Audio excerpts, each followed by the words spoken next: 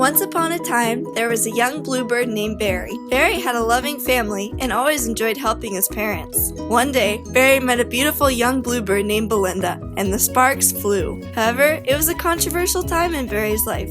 He had an important choice to make: to help Beverly and Bruce, his parents, around the nest for a little while longer, or to fly off into the sunset of love with Belinda. Western bluebirds are socially monogamous.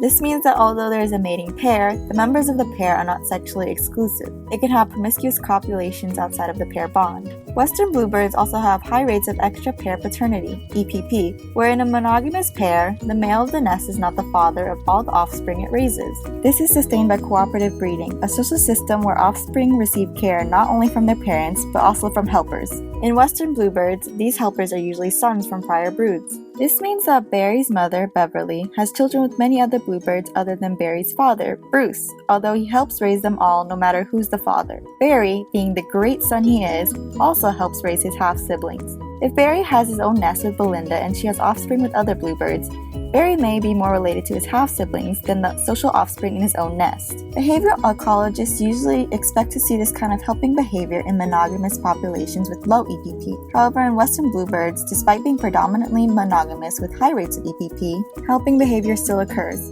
Why? Based on a study by Caitlin Stern and Janice Dickinson, this is because the benefits from this specific system outweigh the costs.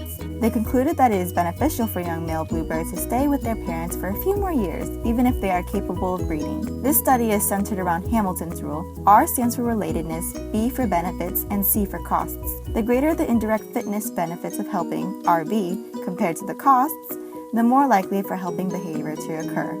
In a hypothesis they call the delayed extra pair benefits hypothesis, Stern and Dickinson state that due to certain factors in the Western bluebird system, C actually decreases and RB increases even though R gets smaller due to EPP. These two factors are load lightening and an age-biased paternity model.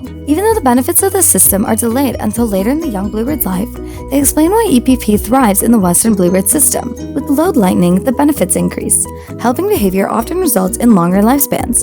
Because the workload of caring for offspring is shared by the members, the load is lightened and each individual spends less energy on feeding offspring. This leads to an increased survival advantage. So, good young bluebirds like Barry who stay home as helpers actually increase both their parents and their own lifespans on average. Over his lifetime, Barry will increase his reproductive fitness, the representation of their alleles in the next generation, by delaying breeding and choosing to help instead. The longer he lives, the more offspring he can have. And this is especially beneficial when the ladies, including Belinda, all love older bluebird males. Age-biased paternity reduces the cost of helping. Female Western bluebirds have an age preference for older males, so young bluebird males are less likely to mate than older males are. The young male sacrifices fewer mating opportunities than an older male does when they choose to help. Put another way, the cost of helping is less when young than older. When combining age-biased paternity with load lightening, fitness benefits of helping are further increased. Because of load lightening, a bluebird lives longer. In general, this means there are more opportunities to mate. When EPP is accounted for where female bluebirds are not exclusive to one male, there are even more opportunities for males to mate and spread their genes. And when you add on the fact that female bluebirds prefer older males, that further increases the mating opportunities when older. Stern and Dickinson's analyses can be visually depicted in their studies' figures. The orange surface represents the young bluebird that chooses to help his parents' nest, while the blue represents a bluebird that does not and chooses to breed independently. The first graph depicts the fitness of the two types of bluebirds without any load lightening benefits. The second graph depicts the fitness with load lightening benefits. As you can see, load lightening, when working in conjunction with age-based paternity, greatly increases the fitness of helpers. These benefits are especially greater when the bluebirds are older and the fitness of helpers overtake that of independent breeders as their age increases. This study emphasizes that when studying fitness in species behavior, one must acknowledge a species' full life history. Even if a behavior may seem like it does not provide any fitness benefits, it persists in the face of natural selection for a reason. As Stern states, an individual's fitness accumulates over its life, and that fact must be taken into account when studying the evolution of behavior. So, to finish it off, what happened to the beloved bluebird ballad of Barry and Belinda? Eventually, the summer ended, and Barry decided to stay in his parents' nest and help them out, while Belinda went off to chase her own dreams. Older males.